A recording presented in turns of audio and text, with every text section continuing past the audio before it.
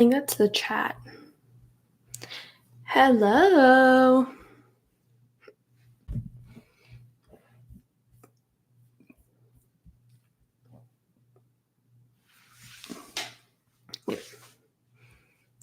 Edit.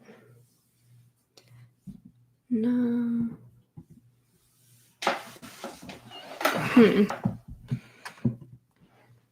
We don't have access to our chat. That kind of sucks.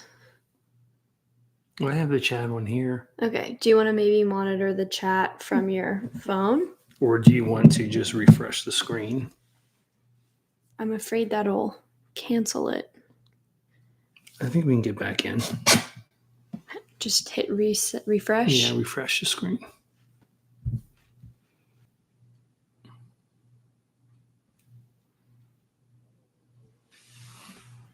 Okay.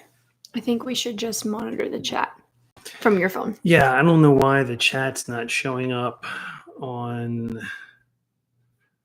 It just says like something went wrong with YouTube logo. YouTube is unreliable, which is why we've stopped going live there.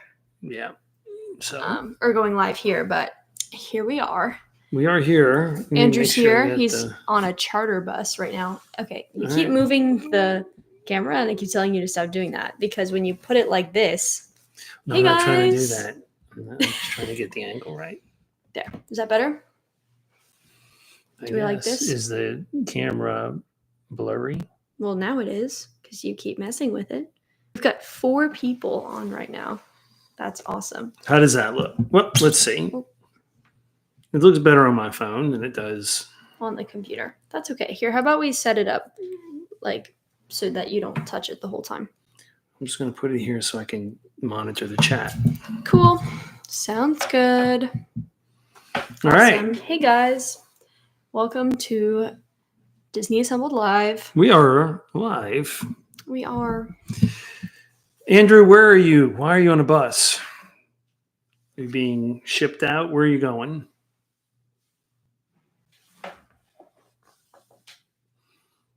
He says he's coming live from charter bus. So hopefully you're having a good bus trip wherever you're going. I don't know where he's going. Do you know where he's going? I don't know. I have no idea. Supposedly 4 people are watching. That's good. Coming home from my first ever sleepaway youth camp trip. Fun. Okay, good. That is so fun. From where is that? Kentucky. Cool. That's awesome. Right, there you go. Maybe I should talk with our live friends about Superman instead of taking up minutes on the podcast. Well, no, we can do whatever.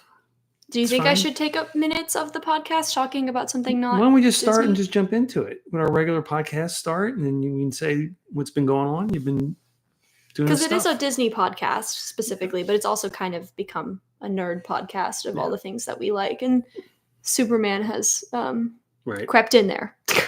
All right. Well, why don't we just start? Yeah. Hey, howdy, hey, and welcome to another episode of Disney Assembled. I'm Troy. And I'm Mimi. And we are your happy little father-daughter podcast, here to create joy and share our love for all things Disney. Disney Assembled is sponsored by our patrons over on Patreon. If you would like to join them, check out patreon.com/DisneyAssembled. Yeah, we'd really appreciate it. Membership starts as little as $2 a month. And with that, you get access to all the exclusive patron-only content, including the link to this live episode that we're recording on the Disney Assembled YouTube channel. So if you're joining us live, thank you. If you're listening to the recording, hey, we appreciate that as well. But if you were following us on Patreon or on the socials, you would know that we were on. This camera is really nice. I would like a camera like this to bring back with me to school so that we have high quality content. I think it's a pretty cheap camera. It's just better than what comes with the... But it looks good. It looks good on the phone. It does look good. So we have good lighting now. We got the little ring light. Hello. And everything else. Podcast. So yeah, we're doing good. Yeah, we got I think a good episode 277. We're recording this live. People will be joining us on the chat maybe. And yeah, we got some stuff to talk about this week. I have quite a bit It is so this gives some context. It's July 15th, 2025. We're here to talk about all the stuff that's going on. Mimi, you recently went up to see some friends up in the Austin area. And you saw the new Superman movie. You want to take a few minutes? I know it's not Disney related, but you seem to really enjoy it. Yes, I did go see Superman. It was like superhero movies are so back. Like we had a long hiatus, like a solid 6-7 year period where superhero movies kind of sucked, but we are so back. We are so back. Like Zach, 7 years. What 6 or 7 year period from were they like not very good? when Endgame came out, in 8th grade, all the way till this calendar year. Okay. With the exception of No Way Home. Well, without any spoilers. Superman brings back the elements of Superman that we have not seen in quite a while. It's not gritty. It's not dark. It's not a masculine take. I mean, he's masculine. He's Superman, but it's not like like Zack Snyder cut. It's very human. It's very compassionate. Like one of the themes of the film is kindness, not I'm Superman. I'm not the Man of Steel. He's just a man and he happens to have powers. I thought the way Lex Luthor was portrayed was so funny. Like I think Lex Luthor being like a sort of whiny, goofy character was a good creative choice. And I just really enjoyed it and I would totally go see it again. And I think that this iteration of Superman is a character that little kids can and should look up to. And I think that that's ultimately what Superman is. And what I think I really liked about it is that it didn't feel like DC was trying to keep up with Marvel. Like it definitely felt like James Gunn was ready to do his own thing with this character rather than try and match what Marvel's doing with their characters. Because Marvel films have a tone of seriousness to them, right? They're gritty and they can be hard to watch and they're very like rough and tough and whatever. And maybe part of that is just Superman because maybe the Batman movie might have a few darker themes and Superman's just kind of a fun character. Right. But this film was lighthearted and it was easy to digest and I really, really enjoyed it. Good. I'm glad you like it. I have not seen it. I want to see it. Maybe I'll see it at some point this weekend. I don't know, but it was a good superhero movie, but it was also just a good film in general. Good. And I liked this specific iteration of Lois Lane as well. I didn't talk about her, but Rachel Brosnahan from Maisel. She has the perfect look. She looks like what I imagine Lois Lane to look like. And Lois Lane is smart. I mean, she's smart in every iteration, but she's like, actually, you see that in this film. Right. So yeah, I don't have to talk about Superman anymore. Good. I love Superman. Andrew, I talked about Lex earlier, but he was silly. And I liked that take.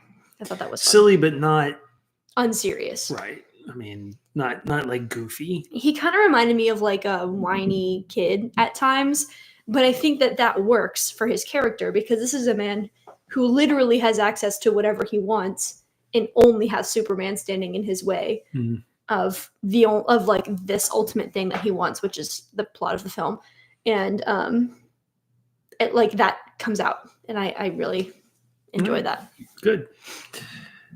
Well, Superman is certainly somebody to be admired, but another person that a lot of people admire for one reason or another is Walt Disney. And in this episode, we're going to talk a little bit about Walt Disney. Why are you talking at the camera? I'm talking at the camera because it's live, right? I don't know, should I look at the camera? Should I look at you? But in this episode, we're going to talk about Walt Disney, at least the Waltinator. A couple other things going on in Disney news. And we'll see where the conversation goes. And of course, we'll have the Disney Dad Joke of the Week. We'll have the answer to last episode's trivia question. We'll have a new question at the end of this episode. So let's jump right in. Let me see, does anybody in the chat have any questions? Of course, you can always just drop it in the chat. I'll be checking in on my phone if you are watching live, and we'll go from there. All right. We had a trivia question in episode 276. We did. It's time to give him the answer. Andrew did answer this one. He messaged me on Instagram. So the question was, in 1984, what did an artist create the character Sam the Eagle for? And the answer, according to Andrew and this card, is the 1984 Summer Olympic Games in Los Angeles. Hey, there you go. Congratulations. I did not know the answer to that. So that's pretty cool. Sam the Eagle. I did not know that either. So for the Olympics, like you would think that it would be like maybe a 4th of July special, or no. The Olympics will be back in Los Angeles soon. The next Summer Olympics is back in Los Angeles. Is it really?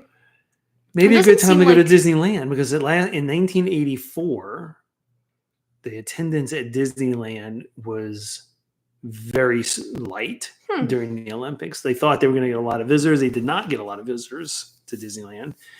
And I think this time may be even worse because people can work from home now the way they couldn't in 1984. And I have a feeling with all these people coming in to Los Angeles for the Summer Olympics in Los Angeles, a lot of locals are going to stay home. 2028, is that when the next Olympics are? It's 26, I think. 26. That's so soon. I think it's 26. Is it 26 or 28? I can't remember. When was the last Summer Olympics? Every 4 years. Well, no. It got changed because it was supposed to be the 2020 Summer Olympics, but then COVID hit.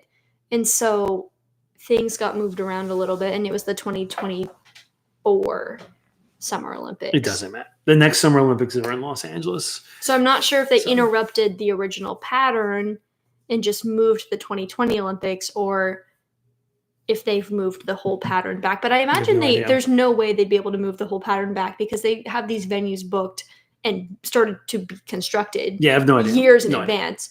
I have no idea. Hey Siri, when is the next Summer Olympics? 2028 Summer Olympics.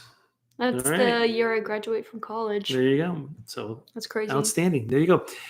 It's important to stay on a schedule. And of course, our podcast has somewhat of a schedule. And that schedule includes a Disney Dad Joke of the Week. So are you ready for this week's Disney Dad Joke? I am. All right. Ladies and gentlemen, gentlemen. There you go. It's like men who hang out at dental offices. Ladies, gentlemen, Disney fans of all sorts. It's time for this week's Disney Dad Joke of the Week. Mimi. Yeah. How did Lilo avoid burning the pizza? I don't know. She set the oven to aloha temperature. Get it? Yeah, but Aloha. Yeah, I get the low part, but I don't really get the ha part. Aloha temperature. Yeah. Okay. That's this week's Disney Dad Joke of the Week. If you have a dad joke of the Disney variety that we have not used in the show, maybe we've used it, you just don't know. That's okay. You can send it to us. If it's family friendly, we'll consider it. And if we use your joke, we will give you credit for it on an upcoming episode. So we don't have to, though, if you don't want us to. You don't. That's okay too. We can just make up our own as we go. But that's true. Or you can just say, hey, use my joke, but please, for the love of everything that is good in the planet, don't tell anyone it came from me. And we can do that. All right. Things are going on at Disney parks. We're going to talk about some of them today. And there's some news that has come out recently. But I want to start with a rumor. Because I saw this rumor on the blog Mickey. And I don't know how I feel about this rumor, because you got to keep in mind, it's just a rumor. And the rumor is, now that the Liberty Belle, the paddle wheel boat that used to be on the rivers of America, it is now docked behind Big Thunder Mountain. There's a dock back there that if they need to repair, they can put it back there. It's just sitting in there now. The rumor is that the Liberty Belle is going to be dismantled, not moved into this. Because at one point, people thought they can take it from that spot, and if they opened up some of the barriers, there's barriers that lead from that area into the Seven Seas Lagoon. At first, they thought, well, will Disney just move the Liberty Belle into the 70? What is wrong with the Seven Seas Lagoon, and possibly do it as use as an attraction, maybe at the Grand Floridian, maybe whatever. Here's a problem. Even though it is a vessel that floats, it was on a track. Yeah, it's not really designed. Not a stand floating. It's not a standalone vehicle. It would need a track underneath it. It's not really designed for that. You can go forwards and backwards, but you can't steer it. Right. So that would be one thing they'd have to do. But the rumor is now that they're just going to dismantle it. Now, dismantling it is not the same as breaking it into pieces and throwing it away. Dismantling could be, we're going to take it apart, rebuild it and use it for something else. I don't know if they would ever do that. Maybe a second boat to use for Phantasmic, maybe a backup boat or something. I don't know. Yeah, but that would require rigging it up to the track attached to Phantasmic. I think that they're just going to dismantle it and put it back in that storage shed where they keep all of that extra stuff. And I think they're going to take maybe like one of the pieces or maybe like the nameplate and put it somewhere. Like they're probably going to hide some Easter eggs of Tom Sawyer's Island and of the boat somewhere throughout Piston Peak. They typically do that. If they close an attraction to put a new one in, they have some remnants of it, right? But you can't really use it as a vehicle because it needs a track underneath it. So I don't think it's going to ever be used as a boat ever again. Do you have any thoughts or opinions or emotions around the idea of them dismantling the Liberty Belle? I just think closing the Liberty Belle, it's hard because it wasn't a popular attraction, and I can empathize with that. But I struggle with the idea that there's a whole group of cast members that are now displaced somewhere. Like that really bothers me. Well, they'll reassign them, but it's just cast members get, especially ones that work in like the Liberty Belle or the railroad, like get pretty attached to like driving their vehicles, and that makes me really sad. But I struggle with it. A lot of those cast members have more than one job. They don't just do That's true. I struggle with it though because it's such a easy icon, I guess. But I can also admit that it just wasn't as popular as everyone wanted to uproar about it. I think it makes sense that it's going away, but I think it's more so collateral damage to what for the space that they need to build Pistons Peak to get rid of Tom Sawyer's Island. I don't know. I have pretty mixed feelings. I'm sad that we'll probably never see it again because it's been around literally forever. And there wasn't as much. It had a nice send off, but not as much uproar as the Muppets. All right, it is what it is. It is what it is. I don't have a whole emotional reaction to them dismantling it. I kind of, it's kind of sad to see it be dismantled, but if they have to, they have to. I guess I'm not. I'm not all upset about it. All right. Let's talk about the Waltinator. So and then we can get into like more stuff related to the Waltinator. So I think it was yesterday. Was it yesterday that that Disney Parks released some video of the upcoming Walt Disney animatronic that'll be at Disneyland in the same theater that Great Moments with Mr. Lincoln plays in. You know, Walt Disney, A Magical Life. I think that's what it's called. Yeah. And, you know, it's an animatronic. And the video, I think, was taken up much closer to it than you're going to see from the audience. I think you'll be sitting way further back. And here's what I know about animatronics. The closer you get to them, the less lifelike they appear. The comments about the Walt Disney animatronic, the Waltinator as we're calling it, right? Not the Terminator, it's the Waltinator. He's going to get sentient. He's going to get an AI chip. Don't even say that. And he's going to just walk around the park and don't even say that. And steal popcorn from children. I think the reviews were mixed. Yeah. On the Waltinator. I think a lot of people went in hard on, oh, look how his neck's doing something funny and his face is kind of, it's not thin. I mean, it's a robot. I mean, I think it's pretty darn good considering what they had to work with. I mean, what did they have to work with? Some old grainy video footage of him from the 60s? I think it looks enough like him. The thing that bothered me about it was, and it's the only complaint, one of the things that I love about this generation of animatronics is that their mouths and the way that their mouths move match the audio that you're hearing. So like when I say pee, like you can see my mouth clearly making that sound, right? But the Walt animatronic what if you say poo? It's the same thing. Winnie the Pooh. Where's your brain going? But when the Walt animatronic was talking, I just heard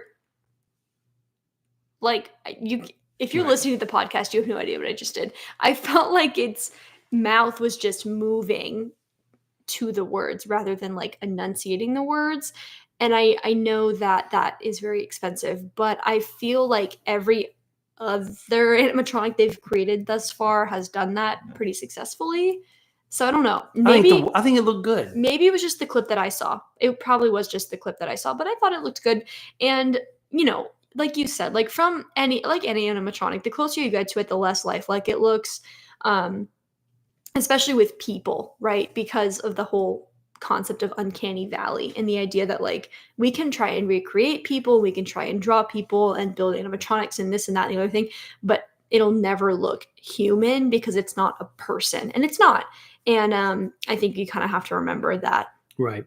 Andrew said he's excited to see it. I'm excited to see it. We'll be in Disneyland soon, maybe in a few weeks, and of course, we're going to go to the show. We're going to check it out. I think it's going to be fine. I think it's a good thing. Until I see it and I change my mind, I'm going into it with positive expectations. I think it's going to be good. And yeah, that's it. But look, you talk about animatronics. Like, there are some animatronics that we feel have been really well done, and some that have, lasted the test of time really well. And some but need to not be so put to much. Rest. Because I don't understand how we as a community can complain about this Walt Disney animatronic, but no one wants to say anything about what's going on in Peter Pan's flight. What is that about? So let's talk about that. I mean, Peter Pan flight animatronics are literally 50 years old. Let's talk about the ones that look, if the Waltinator was building a team of high quality animatronics, the ones that have sort of stood the test of time, I think the pirate animatronics still do their job. I think they're well done. I think for the most part, the Tiki Birds, the very first ones he did, you can hear them a little bit. They still match up, right? But I also think the clicking kind of adds to the experience. Like, I don't think it takes away from the experience. It would track that a bird would make a little clicking sound. Right. The new Tiana animatronics in the ride, we've seen videos. I've heard mixed things. They look good. I've heard very mixed things about the Tiana's animatronics, but I think they look pretty good. That's because I've been hearing that they're always in B mode. Really? Yeah. That's what I've been reading. That the Tiana at the very end is supposed to be like the most lively one, and she's always just like waving and not talking. I do agree with you that the Peter Pan ones need a refresh. You know which ones I just love? I do not. I am totally spacing on what I was going to say. That's actually so funny. That's actually really funny. I had it like locked and loaded in my head, and now it's gone. Well, the animatronics in like Spaceship Earth, they're okay. They're okay. They need some work. They do need. They need some love. Yeah. I think the animatronics in Mickey and Minnie's are such a great combo of like screen versus like physical media. Now those work, I think, because they're animated characters. Well, they're not. Let me backtrack. Those I think work better than the ones in Frozen Ever After. Yes. Because I think the projection faces on those don't quite. Well, they don't look great on Mickey and Minnie's, but there is so like, I know there's a ton of controversy around Mickey and Minnie's because it's like, it's mostly screen. There's a lot more practical effect in Mickey and Minnie's than you want to actually give it credit for one. But I think it's easier for them to look. I think it's easier for us as an audience to suspend disbelief that they look kind of silly because they are cartoons. Like, it's easier in my head to conceptualize a cartoon just becoming 3D and walking out of the screen versus like a character that looks human appearing. And the seam around the face looks very different on Mickey and Minnie's versus on the Anna and Elsa ones. It's like plastic screen. Very evident screen that like doesn't blend at all. But I think the Mickey and Minnie ones are really well done. I don't like the Kylo one. The Kylo one's always broke at Disney World. I don't like any of the animatronics in Rise. I don't like the Finn ones. I don't like the Stormtroopers. I don't like the TT-8s. I don't like any of them. I don't think any of them look realistic. And that is an attraction to me that is all screen. I love it. It's fun. The experience is fun. The whole thing is fun. It's all screen. Very little bit now the Hondo. The Hondo one is really very good. cool. The Hondo one is really cool. Yeah. I'm curious to know what the Spider-Man animatronic looks like flying over I've heard Avengers it's really Campus. good. I've heard it's really good, and I've only heard of it ever malfunctioning like one time. It crashed through the wall that one time, Yeah. didn't it? Yeah. Or it Something, broke. but no one got hurt. Like no. nobody It's was designed. The building's designed to do what withstand. it did. Yeah, Right, exactly. to do what it did. That is an animatronic I'm really excited to see because it moves entirely independently. Like it literally has nothing attached to it. It just does its thing. Yeah. Well, the Waltinator's there. Doofenshmirtz is, Oh, the shaman. We didn't even talk about the shaman. Oh yeah, the shaman and the like $1 billion. I was thinking of Disneyland. You were thinking of Animal Kingdom, but yeah, the shaman and the what is it called? In the river journey. Navi River journey. Yeah. The shaman. Yeah, that one's fantastic. Yeah, but I think the animatronic, the Waltinator is. I'm interested. I am interested. I think it's gonna be good. My interest is piqued. My interest is also piqued about the Baymax. Is it an animatronic or is it a person in a suit that flies over as Baymax? I don't know. I don't know anything about. I think it's a drone. To be honest with you, a drone that's shaped like Baymax. Yeah. That's something I want to research after we watch the show because I have not seen any spoilers about any of the nighttime spectaculars at Disneyland. And I think that's because they've been around so long and we just haven't seen them. But the fireworks show, World of Color, anything going on in Galaxy's Edge, I haven't seen any spoilers on that. And I don't want any spoilers on that. Cool. So I will be researching that Baymax question after, for sure. Animatronics, the Waltinator. Did you ever think it would happen? I don't know. I think it's overdue. I think it's long overdue. I think it's weird that there's not a single thing in the park that actually resembles Walt except for the partner statue. I don't think the family of Walt Disney, I think part of the family gave them the blessing to do it. And then there was part of the family that was really angry that they did it. But I don't, at the risk of sounding insensitive, because I feel like I'm in a space where I can relate to both of those feelings. Mm-hmm. Once they sold their shares and they gave up the company, I don't think that they have the rights to how the company wants to portray him. And I understand it because he is like a member of their family and like all of that. And that is, I have lots of respect for that. But he is their founder and he was the face of the company. Like, it's not like he just founded it and then wasn't a part of anything. Like, he was on TV. He was involved, like actively involved. His face was actively involved in the development of the company and of the park. And I think that the Walt Disney Company and Imagineering has the right to portray him in their parks and in their films. Well, that's not a rumor, and that's really happening. But there are a couple of rumors that I've read recently that I thought maybe I would get your opinion on. And what are they? So, and I apologize. I keep itching because my tag on my shirt keeps itching my back. I need to get the tag ripped off. One of them is, let's talk about Fantasyland and Disneyland because we're going to be seeing that in short, not too long future. There's 2 attractions in Fantasyland at Disneyland that have not had any updates. Can I guess which ones they are? In ever, really, I don't think. Can I guess which ones they are? You can try, yeah. Is one of them... They're dark rides. There's 2 dark rides, yeah. Is one of them Pinocchio's? One is Pinocchio. One is Pinocchio. Is the other one Peter Pan? No, that has... the queue. They redid the queue. It's not Snow White. It's not Alice, is it? Then it must be Mr. Toad. Mr. Toad. Mr. Toad. Okay. So Mr. Toad and Pinocchio's Daring Journey have not had any real updates to the rides, I think, ever since they've been put in. Interesting. Maybe, maybe they'll repaint scene, but like in terms of changing stuff, right? Like they completely overhauled Snow White. They redid the Peter Pan queue. And other ones have had worked on it, right? They've added things here and there.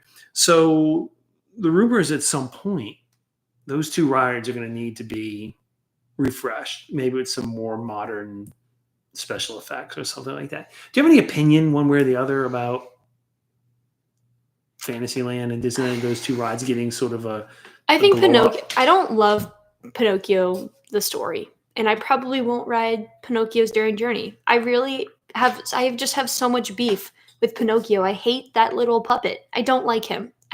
No. Miss, skip, whatever you want to call it. I'm done. I don't like him. Mr. Toads. Interesting conversation here, because do kids really know what that is? Like, I would be very sad to see it go, but let's think logically here. Do children like, I didn't even really know what that was until you made us watch the double feature like a year ago. It was Like, more than a year ago. We watched it a while back. Okay, fine. Maybe it was a little bit. I knew the Headless Horseman because we had watched the Headless Horseman in schools, but I don't think that you're allowed to show that anymore because of all the censorship situation that's going on in education now. But I had never seen Mr. Toad. So it would not surprise, like, why would they dump money into a project that isn't relevant anymore? I think you could arguably say the same thing about Roger Rabbit's Cartoon Spin, but I think that attraction's not taking up any space that isn't already there. Versus Mr. Toad's, I think, is taking up space where they could put in something that is more relevant. Like, okay, because I know in Fantasyland it's like the line of dark rides, right? Like they're all like lined up. So you wouldn't be able to put in like a coaster or anything. But I think you could put something else in there that's relevant. Like I don't think Remy's necessarily fits with like the vibe of that area, right? Because it's not quite Fantasyland. But I think you could put like I'm trying to think of what's in Orlando that's not. I think you could put in like the Tangled ride that they have in Hong Kong, or the Tinkerbell ride that they have, like something that they have already, or even Frozen. Bring Frozen to Disneyland. Like I think Frozen could actually fit quite well in Fantasyland, especially next to Snow White. I don't know. I like Disneyland Fantasyland. I honestly don't have any opinions about it yet because it's been too long for me to really speak on it. And I've been speaking for quite a while still. Right. But it's okay. But when I'm thinking about like the franchises, right? Because I can't speak to the attractions. Pinocchio, fine. Like you can argue that Pinocchio is still irrelevant, but what is the half-life looking like on Mr. Toad's right now? Don't know. I have no opinion on it. If they want to fix them, let them. I hope they don't change them. I think the ride should stay there, but if they need to do some kind of technological upgrade on those attractions, go for it. The other rumor, the next thing that should be fixed in Disneyland is Tomorrowland. Well, that's the next rumor. I think that's the last rumor that I wanted to talk about on this episode, and that is they've always been talking about what are we going to do in Fantasyland and Disneyland. Tomorrowland and Disneyland. It needs attention. Disneyland Forward, isn't that what it's called? Well, that's not even part of this plan. But number one, Space Mountain and Disneyland could use some refreshing. It hasn't been really, they put different overlays on it, but they haven't really done anything significant to the ride in a very long time. But they haven't really done anything significant in Orlando either. Well, what is there to change? It's in the dark. But the whole Tomorrowland and Disneyland needs some kind of change, right? So this retro, modern, future vibe, like Fantastic Four, who may be in the park when we're visiting, that sort of design vibe is sort of perfect for Tomorrowland. I'm wondering if they're thinking about bringing some of that in there. But there's an area in Disneyland's Tomorrowland area where there's like the alien pizza, and then there's like the little Tomorrowland theater, like this little outdoor space, and then there's the they have the Star Wars launch bay, right, which is all the way out on the side, kind of close up between Autopia and the Star Tours and stuff. Well, there is a rumor that when Disneyland does its Tomorrowland upgrade, that the Star Wars launch bay and part of that area where the theater is going to be changed, and they're going to put in a new big ticket, very popular, or supposedly very popular, like an e-ticket. Tron. Is the term. They're going to put Tron. No. I don't think Tron's going to California. But the rumor is there's going to be some kind of e-ticket attraction that's going to go into Tomorrowland. And I don't know what it would be, but I doubt very seriously they're going to put another Tron ride in. in California. I would love for it to be the Fantastic Four. I just don't think that works with the canon of the story that they're telling. Like, Yeah, I don't think it'll be a Marvel. No, like the No. Marvel has to go in Avengers Campus, unfortunately. I think they're going to put Tron in. I don't think that they're in any sort of space to be creating any sort of new attraction for Disneyland right now. And I think if you want that retro modern feel, like I think Tron does that perfectly, but I will argue against my own point because Tron fits in Disney World because it fits that like massive theme park vibe. And Disneyland doesn't really have a massive theme park vibe. It's a locals park. And I think that it would feel very, not capitalistic is the wrong word, but like, you see, like gimmicky. It would feel gimmicky to put Tron in a park that doesn't have that feel to it, you know? Right. But I do think it would be another coaster. I don't think it would be like a... Should it have Space Mountain and another coaster in Tomorrowland? Well, they have 2 coasters in Tomorrowland and Orlando. Well, keep in mind, do you think they would bring the Guardians to Disneyland?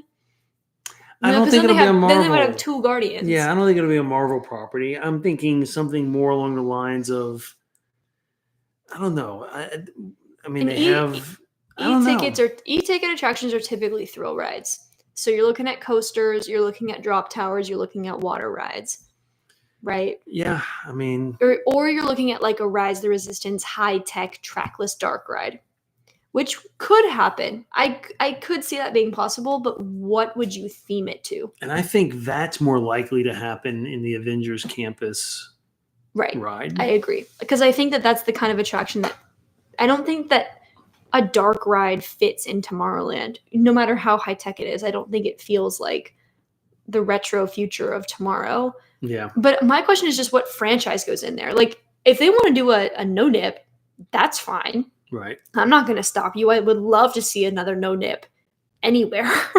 But if you don't know what that is, listen to last week's episode. But realistically, they're going to use a franchise. They're going to use an IP. I think so. What goes in there? Because it's not Elio, because it wasn't a smash box No, office it's definitely hit. going to be Elio, and it's definitely not going to be any Buzz Lightyear type thing. Right, it's not going to be Buzz Lightyear. Well, because they have the Astro Blasters right there. It's Space Ranger Spin, isn't it? No, Space Ranger Spin isn't that the one in Orlando? Maybe. I don't know. I can't remember.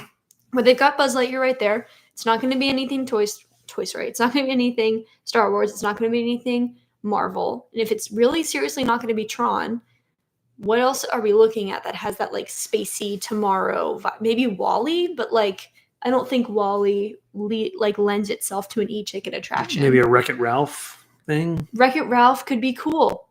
I could be into that. A Sugar Rush, but it couldn't be. It would have to be blue.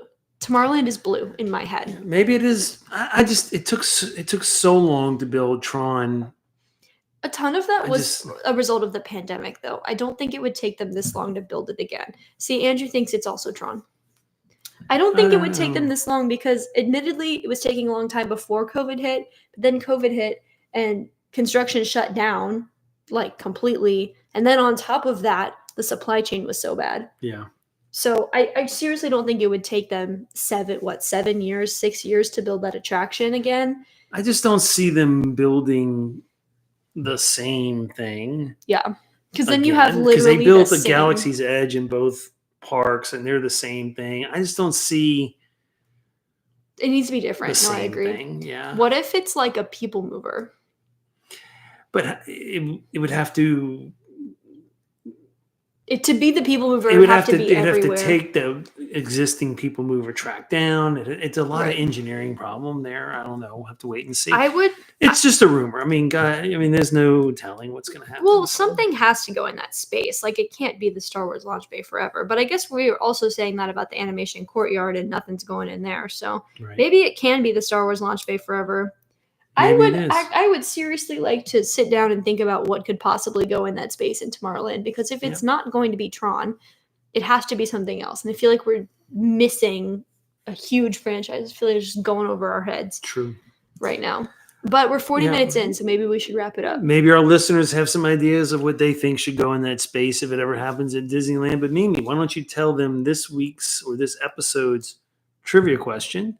and then how they can get in touch with us. Of course. This week's question is, which of Winnie the Pooh's friends is voiced by actor Peter Capaldi and Christopher Robin? One more time because I butchered that.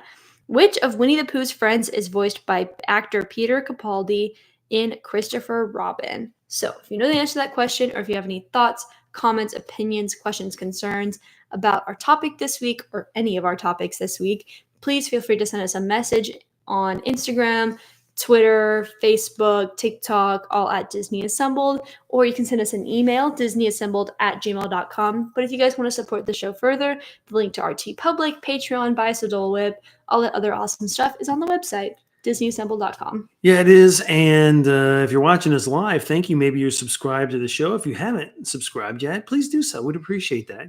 Your consideration for a subscription to our YouTube channel would be much appreciated. We are there, but if you want to help us create more joy in the world, the best thing you can do is leave a rating review at your podcast player of choice, if you're allowed to do that, and share the show with your friends. Let them know that we're out there. Let them know that we try to get an episode out each week. We pretty much do that each week. And yeah, we have lots of fun. Come and join us. We'd appreciate it. All right. Andrew says Flynn Arcade for that e-ticket. Like the Penny Arcade. That'd be cool. We'll have to wait and see. Alrighty, guys. All right. High five. Good episode. Thank you for listening. We hope this episode brought a smile to your face, some extra magic to your day, and that important sprinkle of pixie dust to your week. Thank you again for listening and for watching. And until next time, see you real soon.